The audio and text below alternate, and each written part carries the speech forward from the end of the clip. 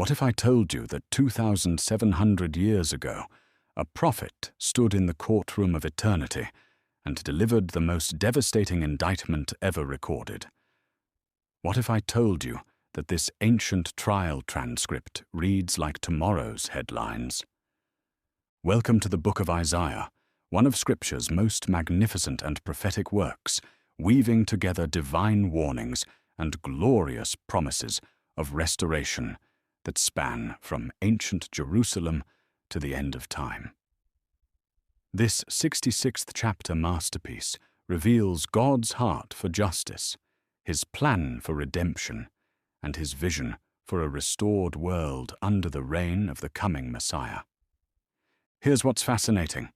While Isaiah chapter 6 records the true chronological beginning of the prophet's calling, chapter 1 is placed first as a general prologue, because it encapsulates the essence of his entire prophetic mission.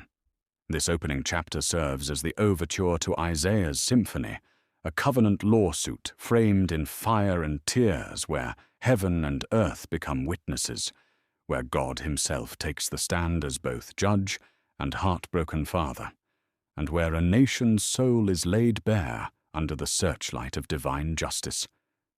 This isn't just ancient history. This speaks directly to our world today. Let's begin with verse 1. The vision of Isaiah, son of Amoz, which he saw concerning Judah and Jerusalem in the days of Uzziah, Jotham, Ahaz, and Hezekiah, kings of Judah. This is no ordinary vision.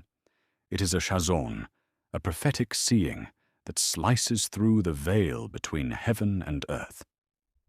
The book of Isaiah records the prophetic career of Isaiah, spanning about 30 years in the late 8th century BCE.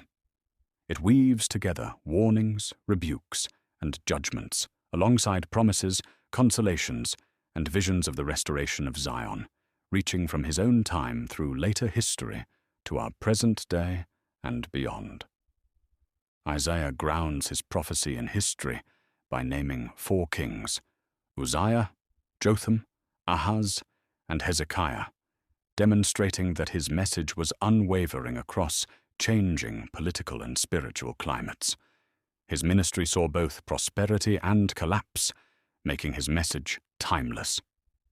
While addressed to Judah and Jerusalem, the moral force of the vision applies to all Israel, in every age and every exile, whenever the covenant community cycles from prosperity to complacency, from decline to revival.